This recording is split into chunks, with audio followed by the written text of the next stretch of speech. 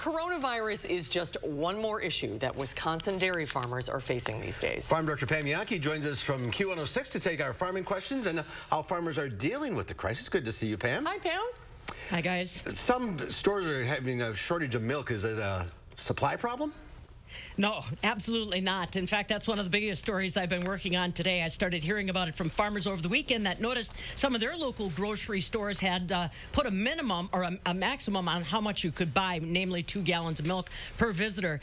There is no supply shortage of milk, that's for sure. National Milk Producers Federation came out with more information today, having talked with grocery stores and distributors. They say in some instances, it might be that people are staying home to try to protect themselves. That could include the drivers on those routes, but there's absolutely plenty of milk out there. In fact, National Milk says this could be a little bit of a turnaround for the dairy industry because so many people are home with their kids. That means that they are going to want to have something on their refrigerator shelves that they know they can turn to that's good and healthy for their family, and in many cases that is milk and dairy products. So we're hoping that that might be a sliver of silver lining out of what otherwise is a pretty dark cloud right now. But there is no supply shortage on milk.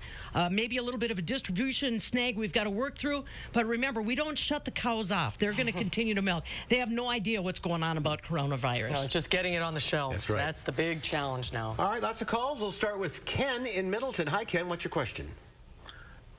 Yes, I was wondering, this is relatively new with the coronavirus, but any transfer of the virus to cattle, pet dogs, Sure. pet cats? Sure. Nothing. And as a pet owner myself, I've got a big concern on that.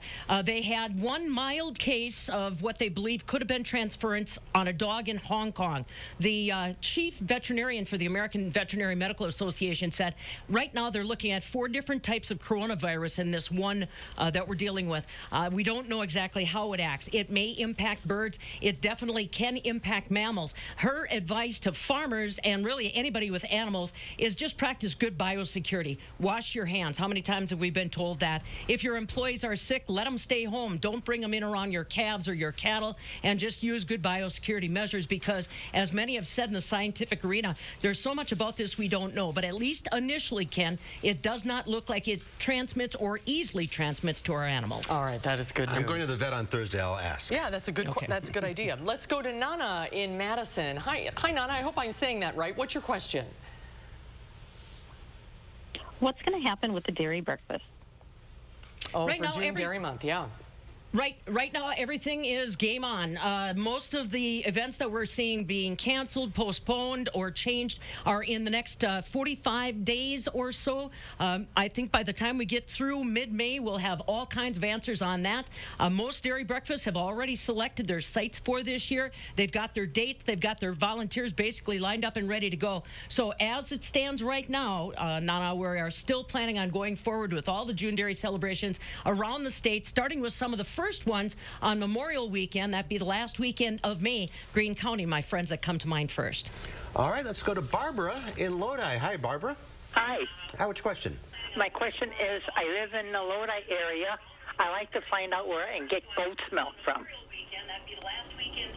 Goat's milk. That one, you can look up the Wisconsin Dairy Goat Association online. I'm trying to think of dairy goat people right around you.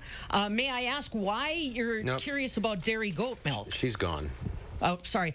The reason I bring that up is my friends at the National Milk Producers Federation, again, wanting to remind people about the food safety element of pasteurized milk. Coronavirus is destroyed in the pasteurization process. So if you're somebody that has a fondness or a predisposition to raw cow's milk, raw milk of any kind, I hope you'll sincerely reconsider, at least on the short term, until we find out more about this coronavirus and how it moves. Remember, it was contracted in an animal situation in China. So again, please remember some of those safeguards like pasteurization, homogenization are all there to try to protect the general health. They don't pasteurize goat milk?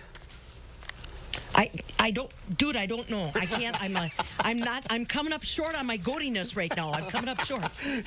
We got your goat, I guess, apparently. Well, we're out of time. We'll probably do this again soon since we can talk to you. Maybe tomorrow. One of the few people we get to talk to these days. Thanks for calling in, everybody. I'm always here. We'll do this again soon.